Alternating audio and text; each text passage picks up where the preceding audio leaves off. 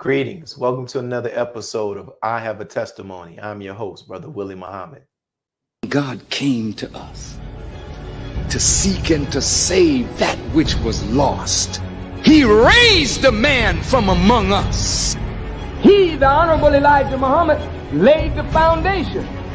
What I'm doing is something that comes from him through me, and the thing that he uses in me to do the work is my faith in him and the word that he taught.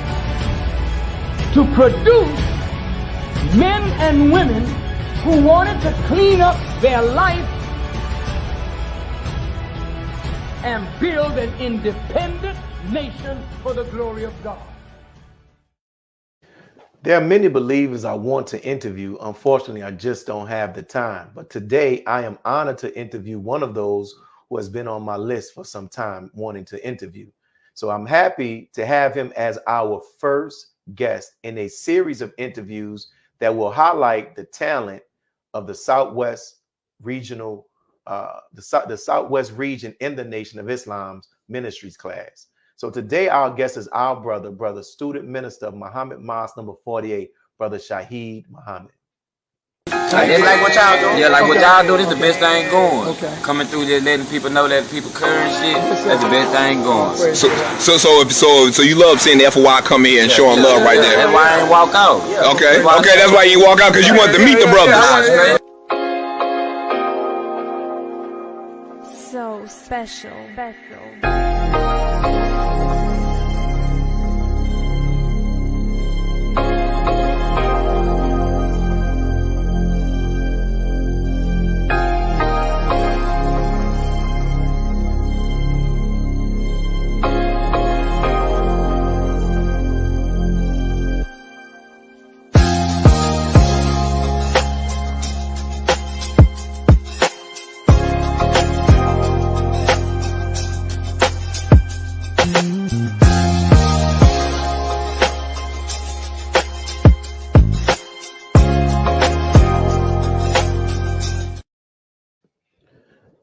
Assalamu alaikum, my brother.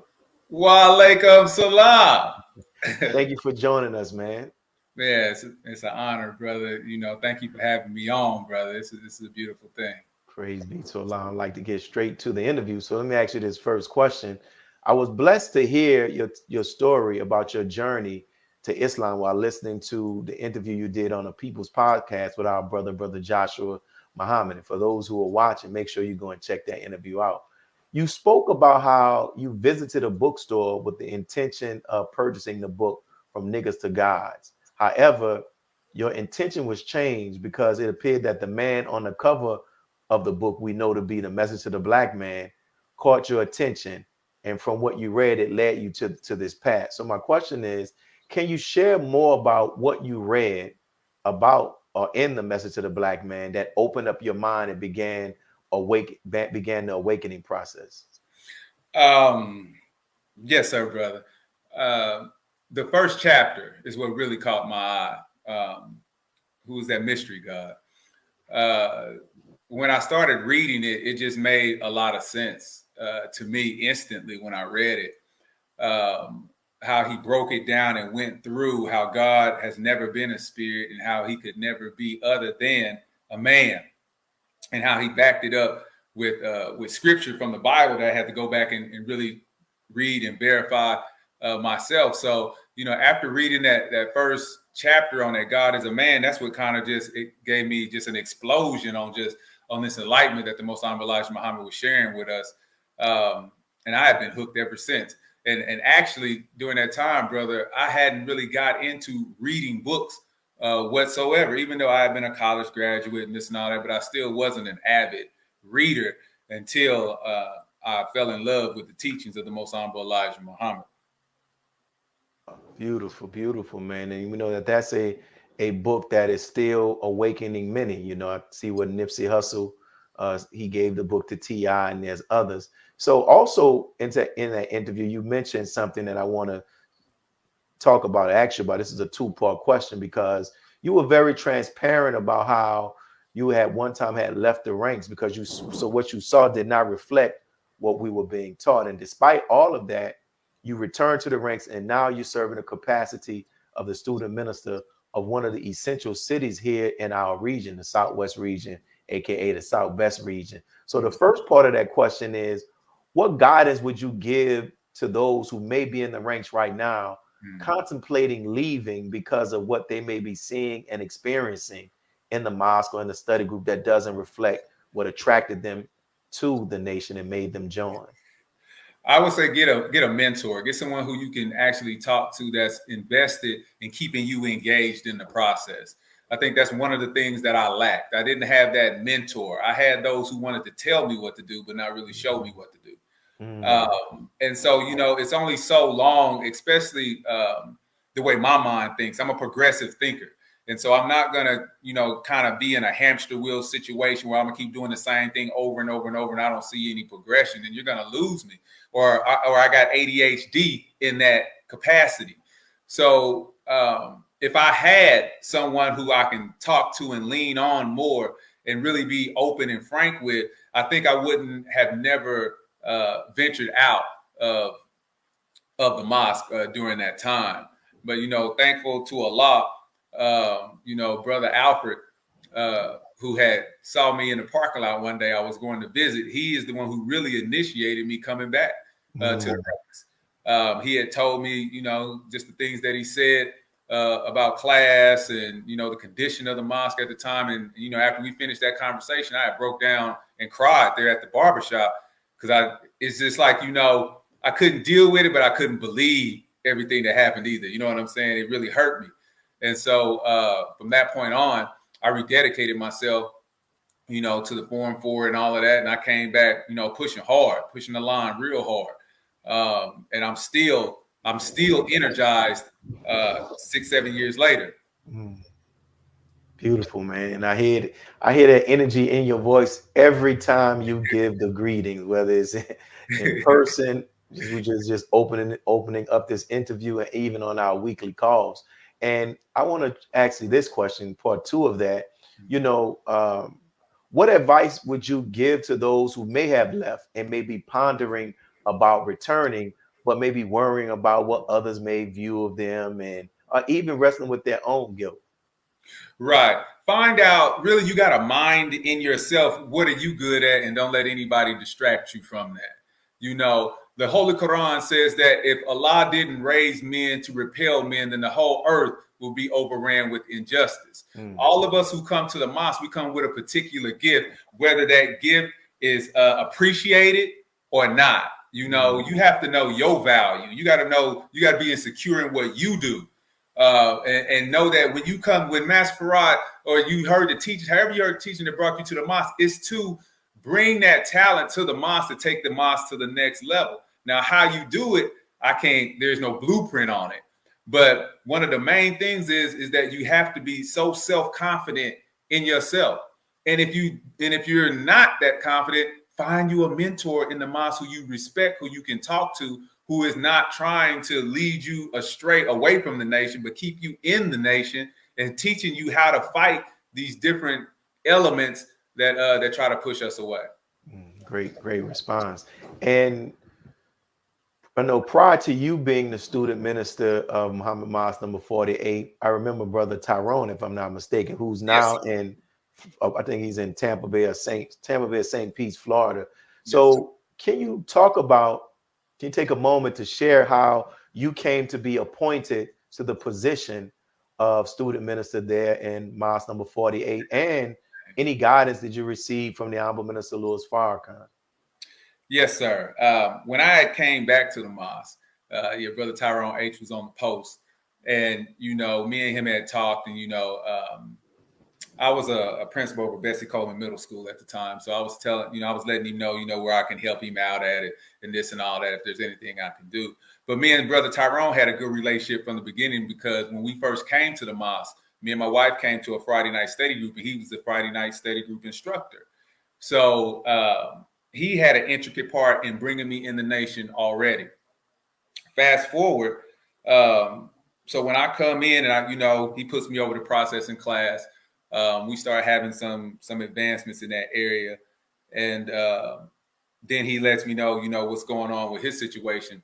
And then he informed me that the minister wanted me to send him some documentation about myself. Forwarded the information, overnighted the information to the Honorable Minister Louis Farrakhan. And the rest is history. He told me to get busy. The Honorable Minister Louis Farrakhan told me to go back and win our friends and raise the city back up.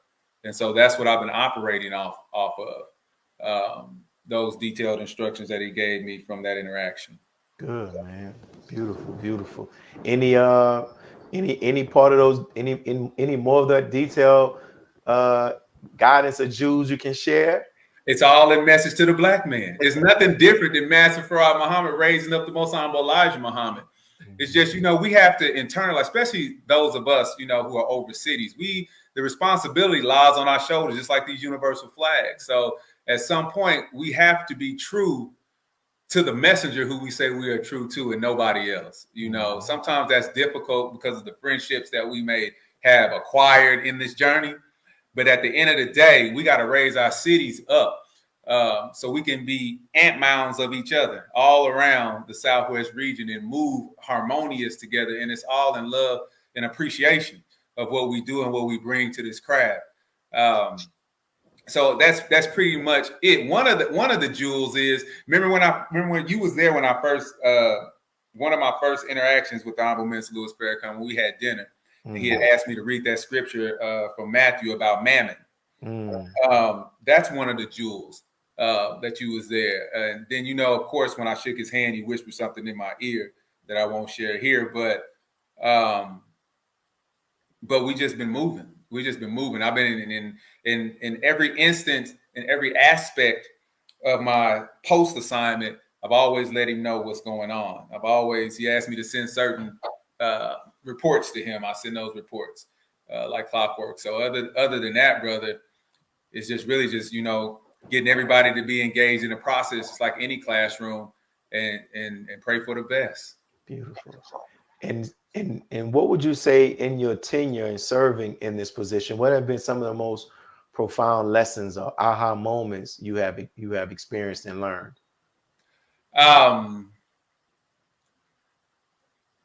One of the most profound moments is like, now I have a leadership class with like my captains, how, my journey and my experiences, a lot of them just don't have that type of experience when you're dealing with certain classes of individuals.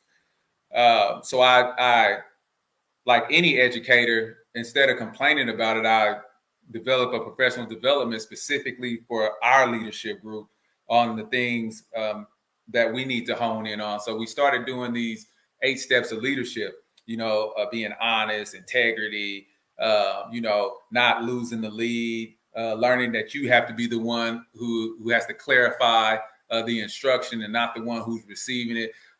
Because of one of the things that, since I've been on this capacity, I noticed that sometimes we have difficulty with our interpersonal skills, and that's hindering our fishing and who we can fish and how we maintain the fish, and not really get drunk with the so-called position that we think we have. And that is those are great, man, and very, very proactive and also very progressive, and something that we all need to do. Because, like you said, you have that experience as an educator, and you know how important that professional development is, and constantly training and helping people to go with that, to learn those skills to help us to be successful. Because like the minister said, we are in the people's business, right? And we talked about this. In addition to one of the benefits of this show is that it also provides me and the audience the opportunity to record our history as a nation, right? And you were talking offline before, and I saw some of the stuff you all are doing on social media, and how you were talking about the mother mosque. And you're talking about recording the history of the Nation of Islam's development there in Dallas, which I am so happy to hear that you all are doing and look forward to it. My question is, what can you share with us about how Islam was established there in the city of Dallas? Well, prior to the resurgence of the Dallas Study Group, Isaiah Kareem was here in the city under the guise of the Most Honorable Elijah Muhammad. So, of course, his mosque is the mosque that he was over is not too far from us down the street. So it was already a presence here prior to. Now, when Dallas Study Group started up, it was part of the West Coast region. And so when they started to build and really, bring the teachings back, the minister came here in 1987 under that time, under the Dallas Study Group, and they were setting up study circles and groups all around the city and moving around, as far as from what I understand. So I don't want to give too much away in the documentary, but the minister he played a very intricate, detailed, hands-on role in building the Southwest region for it to grow as fast as it grew, and the way that it grew and how it grew, and the number of people who came out to see him in Dallas when he was brought here. So it's a beautiful story. And I think that, the entire nation needs to know how the regions were set up, period. Whatever mosque the minister started out with and why he started out with that mosque and that person and that personnel, I think is very important, because it shows his management skills. It shows how he delegates. It shows, and I'm really into like business and management of people and managing of things. And it gives me great insight to his foresight of what he saw coming and why he chose a particular person to do it. What was the attribute that person had? He may not have been strong in one area, but he may have been strong in the area that the minister needed at the time. And the documentary is going to bring that out. And what do you know about in regards to some of the student ministers that served in there? You mentioned Isaiah Kareem. I've heard that name mentioned before. So like Isaiah Kareem, do you know who came after him and who came, of any? No, I think after Isaiah Kareem, the nation had failed. So from there, like I said, around 85, 86 is when the Dallas Study Group started up here under the Honorable Minister Louis Farrakhan. So there was a gap in between there. From what I understand, I believe Houston had been set up at the time, because the brother who started Dallas came from Houston. He got registered in Houston. So from there, it went from him to Brother Jeffrey, to Brother Tyrone, to me. Wow. And what's that brother? I know you talk. I can't think of his name, but he was considered, the minister loves him, Brother Van, right? Is it? No, I'm not sure. Was it not brother? I can't think. Remember the brother who was in the hotel room? The minister asked him to bring his grandson, and he was willing to do it. I can't think of brother's name, but it'll come to me. But yes, we'll move to this next question. Yes, sir. In addition to this, I've learned that you're also a big fan of the Netflix series Resurrection Ethuro. Right? Your homework, huh? Yeah, man. So this is a multi-part question.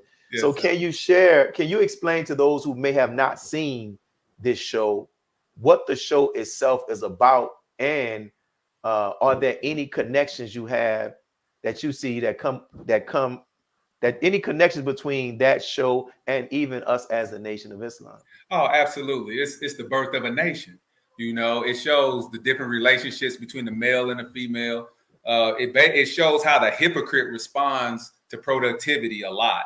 But it shows the strength of the believer and what the believer has to have in order to be successful and stay on the haq. When I say I mean on the truth, or stay on the path, the Salat al-Mustaqim that Allah lays out for us. So I fell in love with the show several years ago. Brother Amir had turned me on to it, and I had been hooked. So it's talking about the rise of Turkey.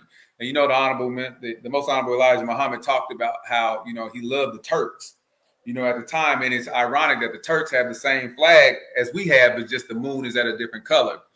But it shows the rise of Turkey and what it took. So I learned so much about just Islam from a Quranic standpoint, and from their standpoint, looking at the movie, that it helps me out in how I move in a way, in my capacity. And everyone who I know that looks at the movie, they're hooked.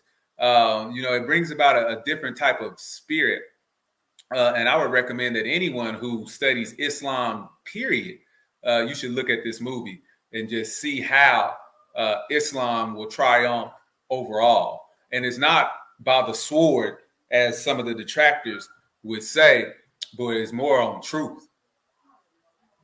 Wow. And that, man, I know a gentleman who I work with, he told me like one, they might have like 100 episodes or something, huh? Yes, sir. They are. Like, I'm on Usman now. I'm like on his son. But that episode on Netflix, maybe because they break it up. If you look at the episodes online, they're all 2 hours apiece, and they come out once a week. Yeah, so Netflix breaks it up, so you're gonna be like 200 or 300 episodes. But you know, it's very detailed, especially when it talks about taking on wives, and you see why there's an episode on that. I got better insight on that. You know what I'm saying? So it's not like it was common for Muslims to have 2 or 3 wives, because it wasn't at all, and they really didn't want to do it. So they show how the female, how it hurts her, and the things that she got to go through if she can't conceive. You know what I'm saying? But yet the bey or the ruler has to have a son, and so it's a lot of factors that play into it. So, you know, on one end we can read about it. You know, we read in the Friday Night Study Group, but on the other end you can they reenact those scenes of them doing that, and they show that when the Quran says one wife is good for you, because everybody wants one wife. Don't nobody even want to have another wife to deal with. You know what I'm saying? So you see all of that. It shows the differences, how the males help out with the building of the nation, how the females help out with the building of the nation, and how they come together and how they work together as a team, even through all of the tricks and traps of the enemy to try to stop them from rising up. It's beautiful, brother. You should look at it. I started the first season. I might have got to maybe like 3 or 4 episodes when they was trying to take his father out, and it was just all of that reading, man. But I plan on that's still on my to-do list to actual finish, and so definitely we'll get into it. I know we'll talk, but what you shared was and is beautiful, man, and it helps for us to understand, you know, this whole Islamic history as it started in that part of the world. So from that question, I'll transition to this. You know, if anyone follows our brother on social media, you know, they will know that you are a hip hop artist and you infuse the teachings of the most Honorable Elijah Muhammad into your music. Yes, sir. You know, many first heard of the name the Honorable Minister Louis Farrakhan through hip hop songs, and that has played a role in bringing people to the Nation of Islam. So my question to you is, in this day and time, in this age of drill, rap, sex rap, do you think it is possible that hip hop can once again be the path for one to gain greater understanding of themselves and the Nation of Islam? Absolutely. You know, we're supposed to make all things new.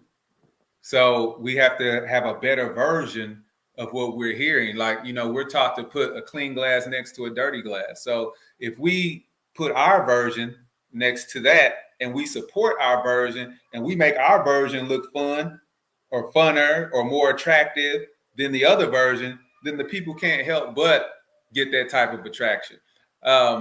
You know, but it's going to take all of us doing it for that common cause. You know, some of us do it and we still want to be signed to our Open Enemies record labels, but you can't go that route like this. You're gonna have to have the Master P method, as I put it. You know, you're gonna have to do it on your own, but we got to do it in a righteous way and put our righteous conduct and flood the market with that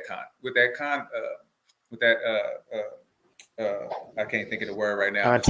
Content. Yes, sir. With that content. Yes, sir. Thank you, brother. And let's talk about you know, if you can, one of your latest releases and what you're doing, how people can get access to your music.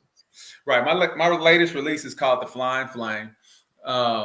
And you can get it from therealruku.com. And also on the website, you'll get more production from me this season. I'm kind of refocusing because naturally I'm an audio engineer. You know, I've been doing audio engineering, Pro Tools certified for over 20 years now.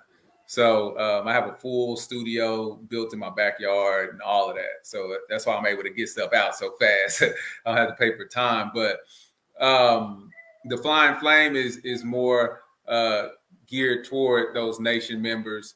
And that's what I do it for. You know, I walk around Savior's Day and brothers say, you know, I like your music and this and all that. And that's what it's supposed to be about, really. It's more just to keep the FOI inspired by what we do, you know. And so we want to hear about it, you know, with behind a good beat. And I just infuse the teachings in there. That's basically what it is. One of the things that I always find interesting, and I've only had maybe one or two experiences of this, to be able to go to the studio and witness the creative process. I find that very fascinating, man, from the selection of the beat to people writing the lyrics, going in the booth, coming out of the booth, fine tuning the audio. What's your creative process like? Like, how do you come up with the idea with the song? It's just inspiration. I may wake up with it. You may wake up out of a dream with it, and you just come up with it. You'll hear a beat. I'll play the beat, and then just lay the lyrics right then and there. So I try to do it off inspiration. That's why now I only do maybe one album a year, where I used to do 3 or 4 of them. I used to do a whole bunch of them, but it's just I don't have the time that I used to have. But it's just daily inspiration. I may go to the store, and sister may not have enough money to get what she getting. That'll inspire me, and I'll write something about that. Just anything, just life in general, Brother Willie. I can't even, I'm gonna have to, next time you come up here, I'm gonna have to take you so you can just see how it works. Cause I deal with different artists that's in the nation. I may master their CDs or help them out in different areas. But, the music has been one avenue of keeping them active in the Nation of Islam, where they may be at, whoever's over them may not like that type of music or may not like that, and then they hear me saying, nah, it's cool. It's okay. Just clean it up. Just, do this, do that. And just keep doing it. So I will encourage it, because everyone needs an outlet, and the music is spiritual. You hear the beat, you get into a vibe. And the lyrics just come. They just come. Beautiful, beautiful. Well, we're coming up on our first break. And brothers and sisters, if you're listening in, you're hearing the testimony of our brother Alshaheed Muhammad. He's the student minister of Muhammad Mosque number 48 in the marvelous city of Dallas, Texas. So make sure you hit the subscribe button. Make sure you're encouraging others to tune in, and we'll be back with more questions with our brother on the other end. Be a part of the force that powers truth in journalism. Your support helps us to highlight solutions for a brighter tomorrow. Go to nnvnews.com/donate. Worldwide, 24 hours a day, 7 days a week. Download the Final Call Radio app and take us everywhere. On your phone, on your computer, on your tablet, on Instagram, Facebook, and Twitter. You can also log on to finalcall.com and click the Listen Live button, or finalcallradio.com. Final Call Radio, the official voice of the Honorable Minister Louis Farrakhan and the Nation of Islam. Muhammad's economic blueprint, the collective power of our dollars to build a future for ourselves. With 5 cents a day, 35 cents a week, $1.40 a month, and $18.20 a year multiplied by 16 million wage earners would give us $291 million in 1 year. Everyone can give 35 cents a week as an investment in our future. Donate now and see what our pennies, nickels, and dimes can accomplish. Visit economicblueprint.org.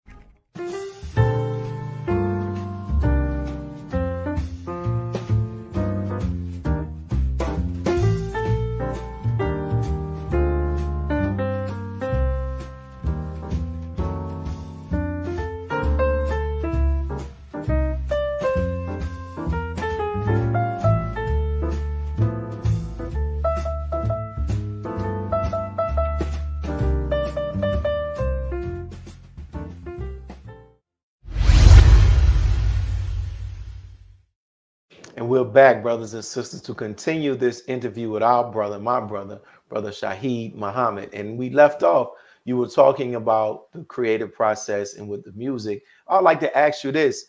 How have you found your musical endeavors to be an aid to your work as in your position as a student minister? Oh, man, this has been a huge bait on the hook, brother. Because here we have a studio in the mosque that Brother James W. runs. And so we offer free studio time to brothers if they allow us to mentor them. So that's been one way that we've been keeping, good ideas coming through the mosque, young people coming through the mosque with ideas and just introducing them to the teachings of the Most Honorable Elijah Muhammad. Another avenue is I deal with a lot of young people who are in music already because, again, I'm a studio engineer, so they may need me to do something to their album or, as far as making radio play, get it up to standard for the radio, mix and master, things of that nature. So I've always been in this, even before the Nation of Islam, and I just use it as a tool where I'm at now because it just comes natural. Wow. Great, man. And I want to ask you this question because when I was watching the interview with Brother Joshua, you talked about you weren't the student minister at that time when they had the situation with the white militia wanted to come around to the mosque. And you kind of talked about how prior to the brothers going out and the community was being there, there was a pre-talk, pre-gathering with those in the mosque prior to going out. If you can, what you can share, what was that environment like? Because I think about when I'm reading Brother Tim Muhammad's book, when the brothers went into the housing development in DC, the Honorable Minister Louis Farrakhan sent word back with Brother Sharif to say, have a meeting and talk to the brothers about the dangers of what's going to happen and give everybody the opportunity. If you with it, let us know. If you not, you're free to go and we're not going to look at you a certain way. So for historical, what was that climate like, man, in the talk? It was just like that. We had a huddle or a meeting, and we all discussed what was going to happen. What we're going to do. If you're not with it, or if you are, and just the love and just the energy in the room. I had never felt that. So that's one thing even when you ask me, about like falling out and brothers who may be on the verge of falling out, man, you really, really, really, sometimes circumstances will show you who your true brothers are. And the energy in that room made me look at a lot of people different than the way I viewed them before. Because those who came, those who showed up, those who were on time was ready to die that day. And it's easy to say that, but there's an energy in the room when you're around people who are ready to die for what they believe in. And ain't nobody gonna come up here and mess with our sisters because this was on Saturday. So we have brothers on the roof, brothers here, brothers there, brothers everywhere. The SWAT came out. They was all on the roof pointing guns at us and all type of stuff, brother. It was an experience that I had never been in, an environment I had never been in. So just that energy, the conversations that we was having, just that strong manly talk, I can say like a coach in the locker room during Super Bowl. We coming to win. It was like that. And everybody was fully energized and ready to face whatever we was going to face when we walked out that door to secure our mosque in our city. What made them, because I don't recall that militia going, because I'm quite sure there are other masjids in the city of Dallas, but they didn't go. So then what made them, from your perspective and your knowledge, target us? I'm not really sure what made them think like that. I know there was another video out where they, where they're talking about how they want to take the ministers off the roster. I mean, it's the ministers that's teaching this hate teaching and all of this stuff. They do got videos amongst themselves about that, but they did visit a couple masjids in our area prior to. They surrounded one masjid with the AK-47s that was in Irving. And actually a couple weeks ago, doing Juma prayer, it's a masjid that just got built. And up here, the masjids are huge, and I got pretty good relationships with the imams. And so there was one that happened up here off Beltline 1382 in DeSoto, where they came in threatening them. And so, when these things happen, we go visit. We go visit. and show them how to secure their building while we do check, kind of bring them closer to what we do and how the God prepared us for a time like this. So I'm not really sure what they thought was going to happen when they came to South Dallas, but our roots are so deep in South Dallas that the film speaks for itself. We didn't have to call anybody. They all just showed up to make sure there wasn't nothing going to happen to their brothers, who looks out for their best interests on a daily. Beautiful, man. Beautiful. And that is like you said, is in history, and the recording and the footage is online for anybody to want to see, and is resemblance of like what the Honorable Minister Louis Farrakhan experienced in New York when the community came out to support the mosque. And while we're talking about that, can you take a brief moment, just talk about some of the outreach that you all are doing in the community there? Oh, absolutely. Of course, we have our we outreach to the homeless shelters, and we got something big coming up with them. There's a domestic violence center that we're engaging with right now. Of course, the different neighborhoods that we're going to and adopting different apartment buildings. We're really just now getting back started. You got to get our wheels back rolling and oiled again because of COVID. So we're getting back to our block parties. Springtime is coming along, going into the Greek Panhellenic Council and doing more things with them. We got Brother Nuri coming down, inshallah, May 5th through the 7th, and to teach on marriage and things of that nature. So we're out surveying the community and seeing what type of service that we can provide, and just try to get our people to be engaged in cleaning themselves up, self-improving themselves in a way and in a manner that we can all benefit from. Now you mentioned about the block parties. Can you elaborate on that? Okay, the block parties is we you can pull the zip codes of the most violent areas in Dallas. I'm pretty sure you can do it where you are. And what we do is that we partner with a business there, car wash, wherever we can set up, get the DJs, get everybody together, get the activists and those in our community who speak, and we have a party. We have conscious rap. We put up a mic. We'll have the food trucks set up, those who own food trucks. And then we'll have someone there who's barbecuing and giving away free food and things of that nature. So we bring everybody in who we know who has an interest in that community. And we have a Stop the Violence banner. So the block party is really a Stop the Violence thing. The same thing when we did the car parade.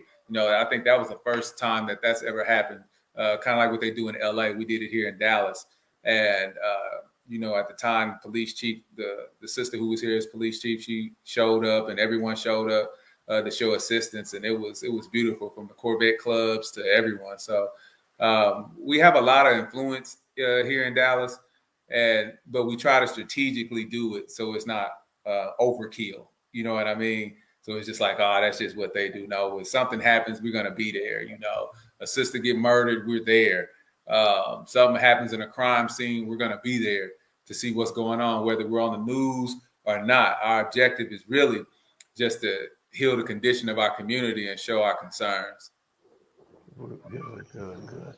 And this next question I want to ask is one that like a staple question that I ask many people, because I want those who've had the opportunity to be around the Honorable Minister Louis Farrakhan in private settings to be able to share, what they've seen or what they've heard, to help give people a better understanding of the heart and the spirit of this man. So I'm going to ask you that same question. If you had the opportunity to stand before the public and testify about a quality or qualities possessed by the Honorable Minister Louis Farrakhan, what qualities would you testify about and why? He's a true leader, and his integrity is unmatched. His commitment is unmatched, just by his demonstration of how hard he works on our behalf, how he travels around the world on the world view and talks to the different leaders, whether you see it, whether it's recorded or whether it's not, but it's genuinely out of love for the rise of our people. the opportunities that I have been around the minister, whether it's at dinners or, after Savior's Day. And then, I remember the first time when I was at the table, and you wouldn't think these certain people would be at the table, but it's people at the table that you wouldn't think that was there counseling with the Honorable Minister Louis Farrakhan. He's the most powerful man that I've ever met. And I would do myself a great disservice if I did not give all that I have to help this man out. When I know the direction that he's heading us in is inevitable, and that is the rise of our people. I've never met anyone whose integrity is like his. That he doesn't speak idle words. He's not going to tell you to do something to harm you. He always lifts you up when you're in his presence. He finds something. He settles on the best part every time. So it's something that, me not growing up with a father, and I'm looking at him and how he's guiding, it's something that I instantly gravitated to. Beautiful, beautiful. Now you mentioned, and you talked about the Hellenistic, what is it? But the Panhellenic Council? The Panhellenic. And what's interesting is, I know really maybe over the last couple of years, I'm starting to see more and more believers who are part of fraternities and sororities come forward. Prior to that, we didn't really have it, and really there was, depending on who you talk to, some people, oh, leave that alone. Then you talk to some people, no, that's our family, that's our brothers and sisters. Right. And the Honorable Minister Louis Farrakhan was asked in a Twitter book about, what position a member of the Nation of Islam should have with that. And he didn't speak discouragingly of it. He encouraged it, right? So what's your experience and your perspective on members of the Nation of Islam being involved in those organizations and desiring to become a part of those organizations, and how can we facilitate that relationship? Well, you got to understand that those who are in those organizations are the professional people in our community. That they have a certain level of education, no matter what. Joining Kappa Alpha Psi Fraternity Incorporated a while ago, and being part of the PAN, you see how we work together for our community, because everyone who's in the Pan-Atlantic Council is from a community base, and they want to see the same thing. They want to see the rise of our people. There are certain management skills that comes with that. They're already going to know Robert's Rule of Order. They're already going to know, have certain professional development skills. And there's a great benefit to have them around in our nation when we're talking about moving faster. And of course, when you see the Honorable Minister Louis Farrakhan wear his Omega Psi Phi stuff, then it makes it a lot easier for them to want to grasp into Islam, because they hear it and they hear the minister and they looking, but then they see that he's one of us too. Oh yeah, we going over there. That's where it's at. So I would say that if you got any members that's in the PAN, any Greek members that's in the PAN, that you need to really look at them again, because they definitely have something that the nation needs. I remember talking to Brother Malik out on the West Coast, who was also a Q. He was saying that the minister wanted us to go back and get active in our fraternities and sororities again, and show them how we in the nation operate, our work ethic, because the master has work for them to do, so to speak. So, it's a beautiful combination. I don't think that anyone should shy away from it. I mean, anytime you get a more educated group of people around you, they may not have the supreme wisdom yet. They may not have all of those things yet, but they understand a whole lot more than what you think. Utilize them. And I think they'll be a great service to your mosque and study group. Man, beautiful response, man. And it makes me think about something I was reading in a book regarding that. And if you read the Most Honorable Elijah Muhammad's words, contrary to what some people put out there, the Most Honorable Elijah Muhammad was interested in all of our people. He was also interested in our people who were educated, because depending on, who we're talking to, sometimes they can present the Most Honorable Elijah Muhammad in a way to make it appear as if he was anti-education, which we know that he wasn't. And that makes me think to ask you this question, because you mentioned about how these people have a certain level of skill set that they have that we can need. And I would imagine that in your mosque, including yourself, you have professional people. You know, for those who are watching who may be in the ministry class or whatever, what advice would you give to them in regards to knowing how to handle people who come up, you know, they're professionals. They may not everybody that comes into the Nation of Islam has a story of being a former gang member, drug dealer, etc. Absolutely. I would say find out a way to utilize the talent, and don't be afraid, ashamed, or embarrassed because they can do something that you can't do. Utilize it. They come to everyone who comes to the nation wants to be engaged in nation building. You know, no matter what aspect of the teaching they hone in first, a lot of them gonna hone in on economic development. You know, you just never know what's in there, and the God is sending them our way. You know, the Most Honorable Elijah Muhammad sent the Honorable Minister Louis Farrakhan to New York to gather the professional people and brought them back, right? And then he tells a story that, you know, well, I got him the Holy Apostle. And he said, no, that's for you. You know what I'm saying? So now that we're here, we can't allow the naysayers not to allow us to do things that we absolutely know how to do that can benefit the nation. So those who are in leadership capacity, it would behoove you to utilize these individuals to the best of your ability and put them in positions where they can truly help and not be subordinate to someone who maybe not know how to handle them right or handle them in a certain way. Say, for instance, if I got a brother who runs a hospital, you know, and he's the head of operations of a hospital, what do you think he can do for your local mosque? He's getting paid $300,000 a year to do this for someone who you say is your open enemy. But then when he comes in among us, he's relegated to something that just doesn't even utilize his talent whatsoever.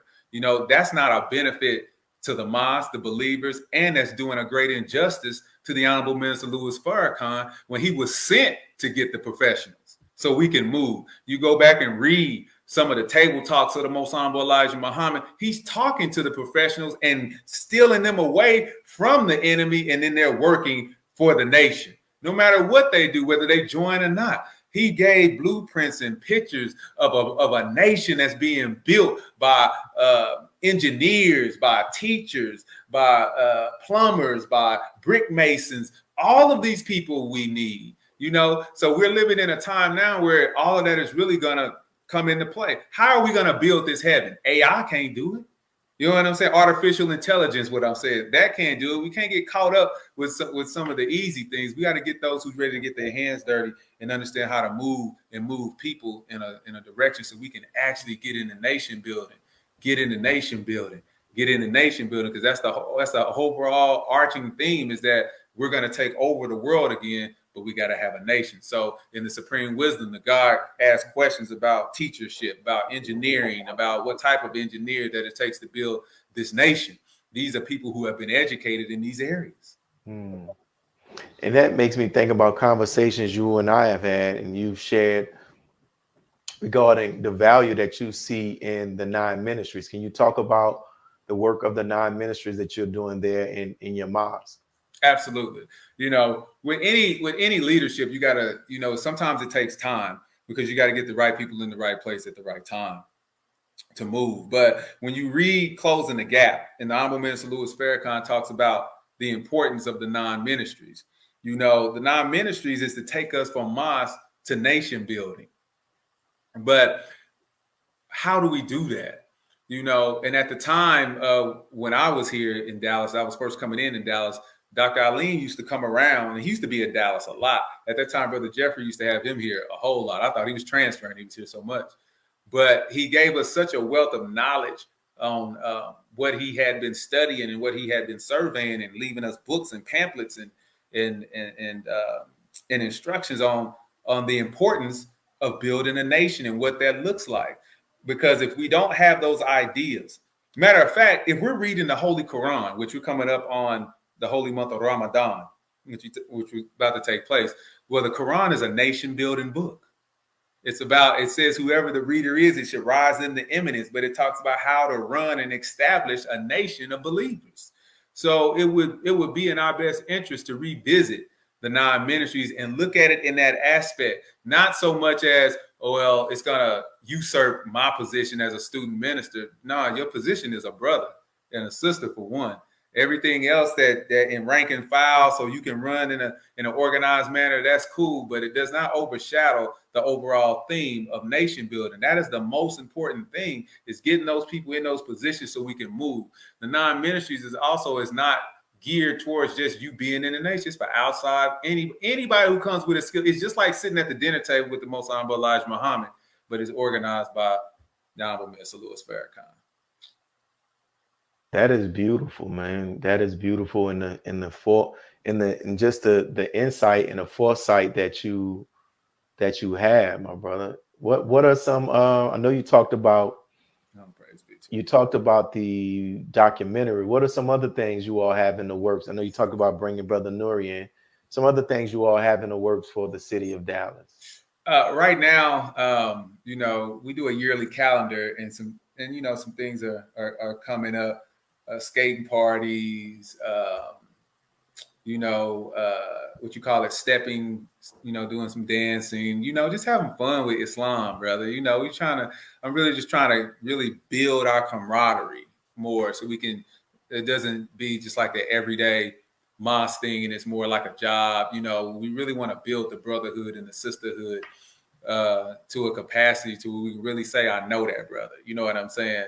And so I wouldn't think, I would all, like the Quran says, you want us to have our brother and our sister's best interests at hand, no matter what goes on. You know what I'm saying? So it's like building friendships. You got to be a friend. And we say we want all friendships in all walks of life. Well, sometimes, being a brother and a sister is by default. That's just by getting your ex. But you got to spend time with somebody to be a friend. You got to spend time with somebody to know, nah, he wouldn't do that. I know he wouldn't do that. So, these are some of the events that we're planning, so we can become closer together. When I first got on the post, I was all out in the city, being with this activist here, just learning the city. And then they did an article on me, said that, that when they know me in the hood as brother, because we would be everywhere. We was everywhere in the beginning, whether it's a gas station that ain't treating our people right, everywhere we was up in there. I did that in the beginning, maybe one or two years. And then I really, around COVID, I wanted to just focus in on us more, those who have already accepted the teaching. And let's massage this. Let's teach and train as the lieutenants are supposed to do. Let's teach and train in all aspects in areas that I see deficiencies in. And let's create workshops and classes that we study along, and try to build ourselves up. Because in the final analysis, as you know, with Hurricane Katrina, it's us. It's us. Where are we at? Yeah. Somebody's gonna go. You got another viewer for this Netflix program. So they want. I know the name of the series. Can you mention the name of the series again? Yeah, it's called Resurrection Urtugal. That's how it starts. Now that's the foundation. Now the next series is called Usman, which is his son, and then after his son, it's called Orhan. When you start studying these series, go Google them, and so you can kind of see like the story. But it's beautiful how everybody else has their story and we don't have ours. You know what I'm saying? And that's what really intrigued me, is that these are stories that have been passed down through ages. They know how strong the Muslims are over there. They know the history behind them, and they know how strong we are, and they broke all our history up. So that's why I like shows like this.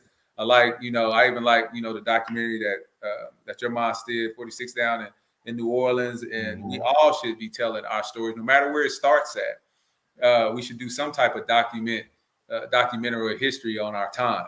Definitely. And this last question I want to ask, I always ask this question too, as we get ready to close, was there anything you wanted to say that you didn't get a chance to say, either you forgot or maybe I just didn't ask the question to bring it out? If so, this is your opportunity. I would say that, we got to keep striving hard in Islam. I know we have ups and downs in Islam, but hold on to the rope of Allah to the best of your ability. I would also encourage us to strive hard to get our 5 prayers in every day. As the Most Honorable Elijah Muhammad teaches, prayer keeps one away from indecency. And sometimes it's the indecency of the thought of our mind, or maybe how we have been how we reacted to another believer. We may have conflict, come across a conflict. Man, stick to your prayers and give your brothers and sisters the benefit of the doubt. We don't ever want to give the enemy an inkling of a chance to use something against one of us. The next thing you know, we're in a difficult situation, and it's making us look a certain way. So that would probably be one thing that I would want to leave on our hearts, especially in the beginning of this Ramadan, is that if we have differences with someone, please settle those differences. I would love for the Honorable Minister Louis Farrakhan to be able to just touch a city, on his Google map or on his iPad, and be like, man, we got some believers down there that's strong, fighting hard for Islam. This is what they're doing in the aspect of nation building. This is what this city is doing in the aspect of nation building. And then this is what this city is doing in the aspect of nation building. I think we're really going to get this thing together. So by the grace of Allah, that's pretty much all I really wanted to say, Brother Willie. And I want to thank you and all those who put on this program to continue to strive hard to let everyone have a testimony, because everyone has a testimony to tell. I know before Islam, I don't think I would have had a testimony. I could have told you about, general life like everyone else has, but Islam woke me all the way up. And, inshallah, my light won't go out until my time. So I thank y'all for listening to me. And I leave you. Assalamu alaikum. And wait one more time, can you tell them how you can be reached on social media? What's your social media handles? My social media handle, you can go Shaheed on Facebook, and I have another one that's Dr. Alshaheed Muhammad. On Instagram, you can find me at The Real Ruku. You can go to my website, therealruku.com. That's RUKU. They took down my Twitter. I'm still trying to figure that one out. I really wasn't on Twitter big like that. That's what tripped me out, because I don't even really tweet like that. I do more Instagram and Facebook than anything else. And then they closed my Twitter down, so I could never get another Twitter account. we need to reach out to Elon Musk, man. Hey, they didn't get he's down in Austin, right? He in Austin. Have to call the Austin guy, Brother Robert, to see if he got some connections. They gave Trump his back, so we know they got to get yours back. But thank you, my brother, for the interview. Thank you for what you're doing there in the city of Dallas, what you do for our region and what you do for our nation. And I'm happy that I had the opportunity to interview you and ask you some of the questions that I did, because, for those who are watching this, you can see that we're dealing with a brother that's very competent. Like he said, he's a progressive thinker, wealth of skills and wealth of talent. We have it here in our nation, brothers and sisters. And brother is one of the people that reminds me of something the Honorable Minister Louis Farrakhan said at the dinner table. He said that every problem that we have in the nation, we have the solution for it. So he is one of those people. So thank you, brother Shaheed. And we're going to get to these close out and get right to these announcements. May Allah bless you and your family. May Allah continue to bless you too, brother. Assalamu alaikum. Wa alaikum salam. And for those who are tuning in, we thank you all for tuning in. We ask that you hit the like button, and then, but it knows a good interview. Our producer said this is a great interview. You don't really say that too much. So for people who you want to contribute and help us, listen, we have to pay for these services. StreamYard is not free. And so whatever you can contribute, $5, $10, send it a Cash App. We will greatly appreciate it as well. And also the way you can support this program. We are right now in the process of taking people who want to run your commercials, right? We can promote your business or some business that you have. So hit us up and we can send you the information about the packages. In addition to that, when we're here in the city of New Orleans, we're working to pay off our mosque here. We're chipping away at it. So whatever you have to give, we'd appreciate it. Share the flyer, let somebody else know. It's on GoFundMe. We thank you for your contributions. In addition to that, here are some services that we have. The prostate testing, and it's a blood test. This is not the anal test. This is a blood test. Early detection increases the likelihood of living. So reach out to us so we can see about scheduling a test in your city, because we found out that we can schedule tests in various cities as well outside of New Orleans. And in addition to that, we have our brother. We're going to be doing something soon with him. An addictive behavior. It just deals with all addictive behavior. A lot of times we just think about, drugs and different things like that, but there's others, right? So you need help, get in contact with us. Also, as it relates to our prayer, you need someone to say some prayers on your behalf, please hit us up, and make sure you tune in to see our next interview, where we'll be having 2 more student ministers of the Southwest region. This is your brother Willie Muhammad, signing off. Peace. God came to us to seek and to save that which was lost. He raised a man from among us. He, the Honorable Elijah Muhammad, laid the foundation. What I'm doing is something that comes from him through me, and the thing that he uses in me to do the work is my faith in him and the word that he taught. To produce men and women who wanted to clean up their life and build an independent nation for the glory of God.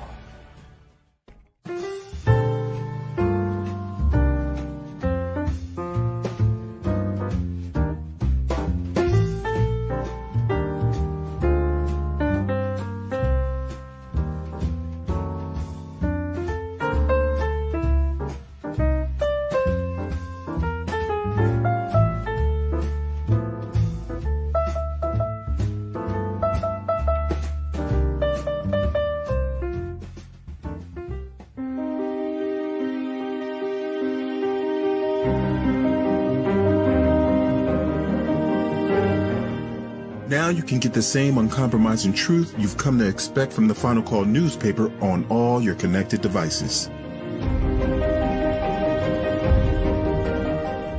Subscribe to the Final Call Digital Edition today. Go to subscribe.finalcalldigital.com.